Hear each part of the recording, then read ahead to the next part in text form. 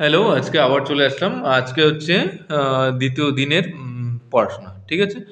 আজকে আমরা মানে আমি পড়বো সেন্টেন্স সম্বন্ধে, বাক্য সম্বন্ধে, ইংরেজি সেন্টেন্স। ইংরেজি গ্রামার এর যে সেন্টেন্স সেই সম্বন্ধে পড়াশোনা করব। সাধারণত সেন্টেন্সের ৩ টা পার্ট থাকে। একটা হচ্ছে সাবজেক্ট, একটা ভার্ব, একটা অবজেক্ট। এটা কমন।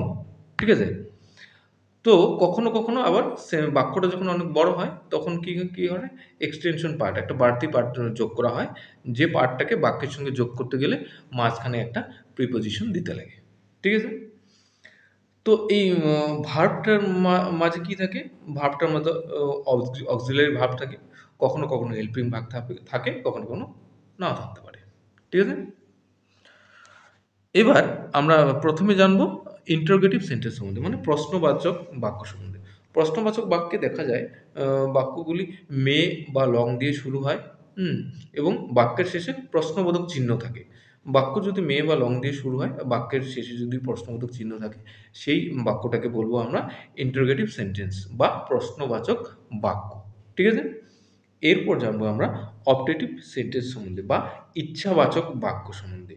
হ্যাঁ? বাক্য যদি মে দিয়ে শুরু হয় এবং বাক্যের শেষে যদি আ মানে ফুল স্টপ থাকে, প্রশ্নবোধক চিহ্ন না থাকে, তাহলে সেই বাক্যটাকে বলবো আমরা ইচ্ছাবাচক বাক্য বা অপটেটিভ সেন্টেন্স।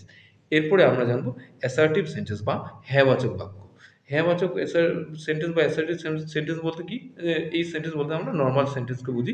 যে সেন্টেন্সের মধ্যে বা যে বাক্যের মধ্যে প্রথমে সাবজেক্ট থাকবে, তারপর ভার্ব থাকবে বা তারপর অবজেক্ট থাকবে। উম সেটাকে বলবো আমরা হ্যাঁবাচক বাক্য বা অ্যাসার্টিভ সেন্টেন্স। এরপর আমরা জানবো ইম্পেরেটিভ সেন্টেন্স বা আদেশবাচক বাক্য। তো ইম্পেরেটিভ সেন্টেন্স বা আদেশবাচক বাক্য বলতে কি বুঝি? যে বাক্যের প্রথমে সাবজেক্ট থাকবে না। যে বাক্যটা শুরু হবে সেই শুরুতে প্রথমে সাবজেক্ট থাকবে না। হ্যাঁ?